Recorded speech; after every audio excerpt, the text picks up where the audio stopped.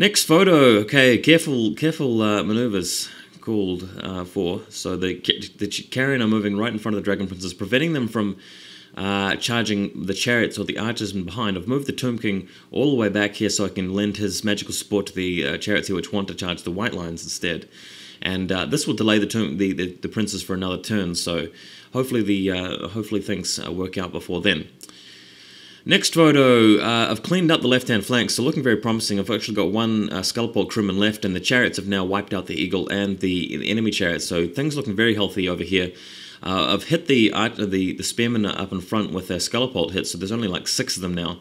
So the plan is just to wipe out all of those units in the background with this group of chariots. If I can charge the spearmen and then overrun to the swordmasters, I should have enough impact hits to clear them out and then break them with fear. The Sea Guard on the hill will be a bit of a different story, but we'll see how it goes. Next photo, looks like he is charging this is his turn, he's charging the carrion, and he's had like 1 inch worth of a wheel to line himself. And they will overrun into the chariots if they roll a very high number, but it's very unlikely that he'll make it, so chances are I'll survive through that. He's moved his white lines forward. If I were him, I would have moved the white lines back, because the Princess unit, even with just that standard bearer and the Prince, is pretty hefty. So we'll see how that goes shortly, just showing this photo where the Dragon Princes are charging the carrion. Next photo, so I've just moved in the chariots ready to get on the left-hand side, ready to charge his spearmen there. The King has flown back into the Tomb Guard. The chariots with the Prince have actually charged their way into the white lines. The Dragon Princes, as expected, have wiped out the carrion without deciding to overrun, so he's left them there. And this is going to be a bit of a tight game now, because it's still going to be a bit a matter of dealing with those Dragon Princes there. And the Prince should be able to deal with the white lines, but and the left-hand flank's going well. It's just the center area with the Dragon Princes that I'm really worried about. So next picture, just really a better shot of what's going on here. Those archers, that group of 5 archers, are luckily in the way now, so the Dragon Princes will have to spend a whole other turn dealing with them as well. So it's been a delaying game. We're up to about turn 3 or 4 now, and if I can prevent him from doing enough damage, I might be able to get a points victory here. Next photo, oh man, magic face with the Tomb Kings. Casket of Souls goes off, rolls an 11 for the Dragon Princes, and it happens again. My bacon is saved by the freaking casket, killing like 3 or 4 Dragon Princes in one fell swoop. Really shocking. I mean, it's happened before against High Elves. I rolled a double 6 for the Dragon Princes. I rolled a double 6 for Cold Ones. Now I rolled a 6 and a 5. So 4 Dragon Princes annihilated, their souls sucked into oblivion. Souls. Love that thing. And over here in the foreground, the Prince charges into the white lines, just shatters the entire front rank, kills the mage. The white lines break due to fear, and I run them down. So that's very positive. Suddenly the game is taking a turn for the positive in terms of the Tomb Kings here. And over the far left, the chariots charging the spearmen and wiping them out and overrunning. So let's see how this all turns out. Over here, unfortunately, the Prince's chariot pursues too far, and the Prince's chariot gets crushed by the forest, so the Prince is now on foot. And I've only got that single chariot left with the captured standard, and unfortunately that's sitting right in front of 2 repeater bolt throwers, so don't think I'll be able to survive with that banner intact, so that's a bunch of points down the drain, unfortunately. His remaining group of Dragon Princes there, charging the archers, and even though he's only got a BSB and a couple of princes there, he should be able to wipe out those archers in one go. And in the far background, unfortunately, I've clipped the Lothern Sea Guard instead of the Swordmasters. The reason why is the Casket of Souls actually took out a bunch of Swordmasters as well. Shocking stuff. So that actually turned out to be bad for me over on the left, because I was hoping to overrun and clip the Swordmasters, who don't have a rank bonus and don't have a hill bonus, and I would have outnumbered them, so that would have broken them.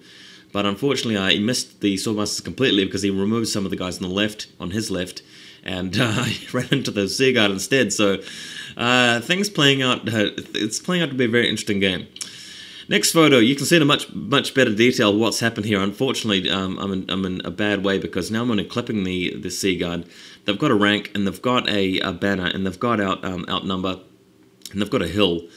I think they've got outnumber anyway. And additionally, the Swordmasters now are able to charge my flank, so that's going to be devastating. I was hoping to clean up all of these units with my chariots here, but that is not going to be the case anymore due to my my precarious situation here. And I'm going to lose the banner as well. Like, he's going to take one of my banners, most likely, and I'm going to lose the banner that I captured. So, yeah, not looking great, but at least I'm not having to worry about the Dragon Princess as much anymore. Next photo, here we go. The Swordmaster's in the flank. He's got a mage in there, but as soon as his magic phase came around, he cast the Steed of Shadows to get his mage out of combat. Not that he even needed to. Those Swordmasters just going to obliterate my chariot in front of the line there.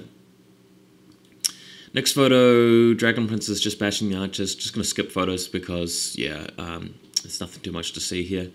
So yeah, the Dragon Princes have overrun past the Tomb Guard.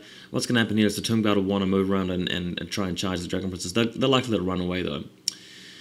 Next photo, running out of chariots over on his flank. These guys are easily going to be destroyed. He's even fanned out his ranks there, so the Elves can just smash me from the hill with his spears. And that chariot's pretty much only got 2 wounds left. You can see the coin there, meaning a wound's been inflicted. And the Prince has moved into the forest, now being chariotless. And the only surviving chariot unit, 1 banner captured, and this is the remaining banner here, taken 2 wounds, so chances are this is going to be destroyed. I'm going to lose a whole bunch of points right there, unfortunately. Next photo, the King's unit turns around, getting ready to charge the Dragon Princes. They're just going to run away, though. Hopefully, he'll roll like an 18 and run off the board, but it's very unlikely that will happen. Next photo, ooh, Screaming Skull Catapult landing on the Archmage's unit. Wasting heaps of them, but unfortunately not enough to take them under half strength, and not panicking them either, so that would have been cool if I'd managed to get them under half strength, because it's a whole bunch of points right there. Next photo, the Dragon Princes have indeed run away from the Tomb Guard, and they have rallied, and unfortunately for me they're above unit strength 5, so that's a whole table quarter he's getting.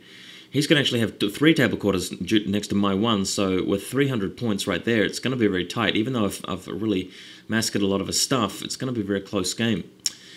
Next photo over here, just my chariots have been wiped out. Both units of chariots are wiped out. The Prince is in the forest. I've pretty much secured this left-hand, bottom left corner over here, just trying to cast Summoning on the catapult to bring it back over half strength again and capture points, basically.